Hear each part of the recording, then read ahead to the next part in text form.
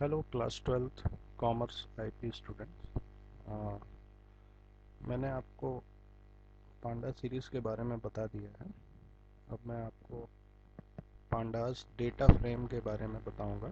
Data frame एक two dimensional structure है, just like अ table इन MySQL। तो आज मैं आपको डेटा फ्रेम लिस्ट का यूज़ करके कैसे क्रिएट करते हैं इस वीडियो में ये डेमोन्स्ट्रेट करूँगा। ठीक है, तो उसको ध्यान से देखिएगा। सबसे पहले आपको इंपोर्ट करना पड़ेगा पांडास को।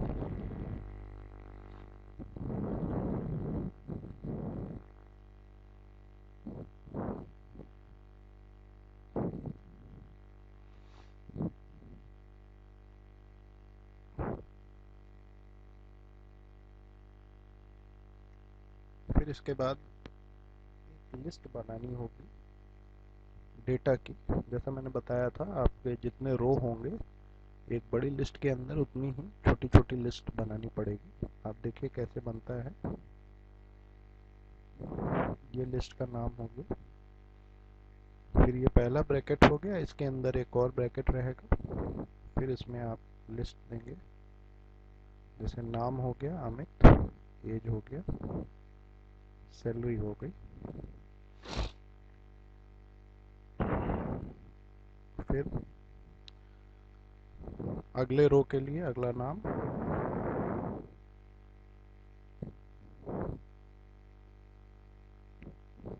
एज, कॉमा लगा के, और सैलरी। चलिए अभी दो ही रो लेते हैं। ठीक है, अब अगर और रो लेना है तो फिर कॉमा लगा के और जितने चाहें उतने रो ऐड कर सकते हैं। ठीक है, तो ये आपकी लिस्ट ऑफ लिस्ट है।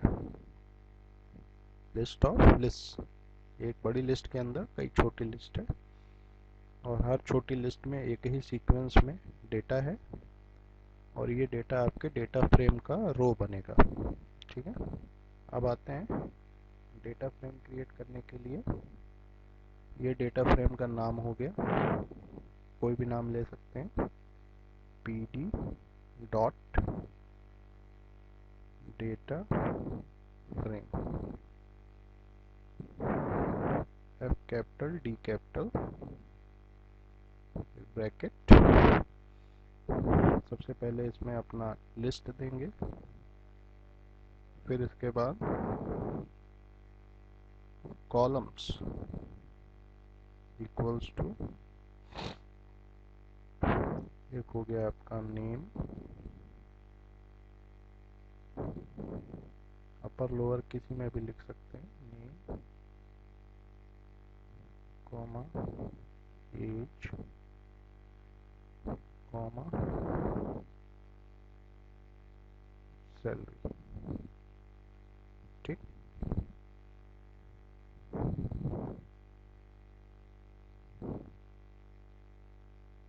ये हो गया।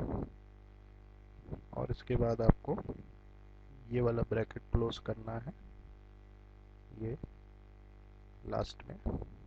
ठीक है, अब आपका डेटा फ्रेम क्रिएट हो गया। अब आप इसको प्रिंट कराएं।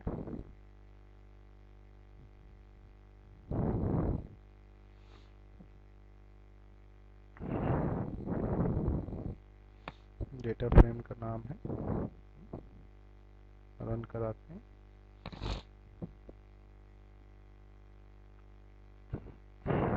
डी कैपिटल होगा।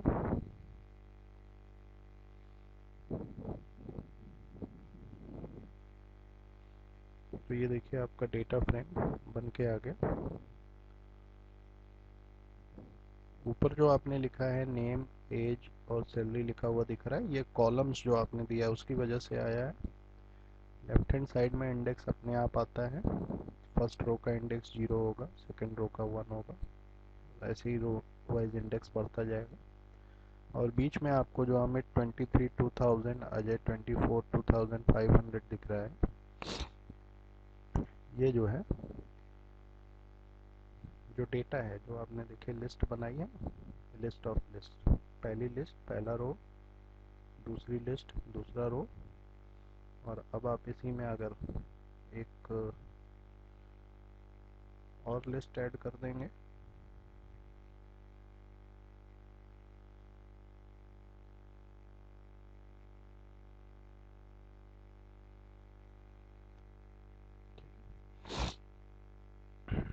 इसमें कोट्स लगाना है, स्ट्रिंग होगा तो नंबर्स में कोट्स लगाने की ज़रूरत नहीं है। तो एक और हमने इसमें लिस्ट ऐड कर दिया, आप इसको 2 लाइन में भी लिख सकते हैं इस तरह से, ऐसे, ठीक है। तो आप देखिए, अब मैं इसको डिस्प्ले कराता हूँ। अब आपकी डेटा फ्रेम में एक और रो ऐड हो गया है, ठीक है। तो लिस्ट से डेटा फ्रेम बनाने में, अच्छा आपको कोई नया कॉलम ऐड करना है अगर, उसका आप डेटा यहाँ पर दे दीजिए।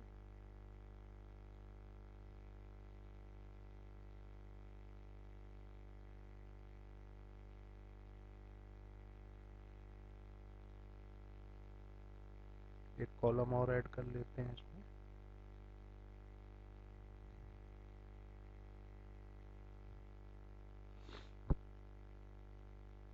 और सब में एक एक डेटा भी बढ़ा दिया। ये देखिए, एक टाइप नाम का कॉलम ऐड हो गया और उसका डेटा 1 to 1 आ गया। पहले रो में 1, दूसरे में 2, दूसरे में 1, तीसरे में 1 दिया है, ठीक है। कुछ भी दे सकते हैं। तो आई होप कि आपको ये लिस्ट से डेटा फ्रेम बनाना जो है वो समझ में आ गया है। तो इजी है, कोई दिक्कत नहीं है। आप इसको एक बार करके देख लेना, इजी बन जाएगा। और ये पहला मेथड है जो मैंने आपको बताया है डेटा फ्रेम बनाने का। अगर आपने एम्प्टी डेटा फ्रेम बनाना है तो बस pd डॉट डेटा फ्रेम, उसके ब्रेसेस को खाली छोड़ दीजिएगा, ठीक है, इस तरह से।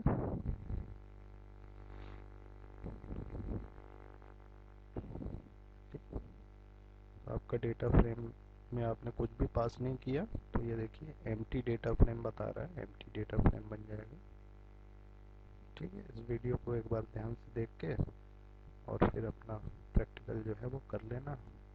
आपके पास एनाकोंडा नहीं है तो pynative.com से आप कर सकते हैं इसको करके, और देख लीजिएगा। तो फिर मैं अगली क्लास में इसके आगे का मेथड बताऊंगा। Okay, thank you.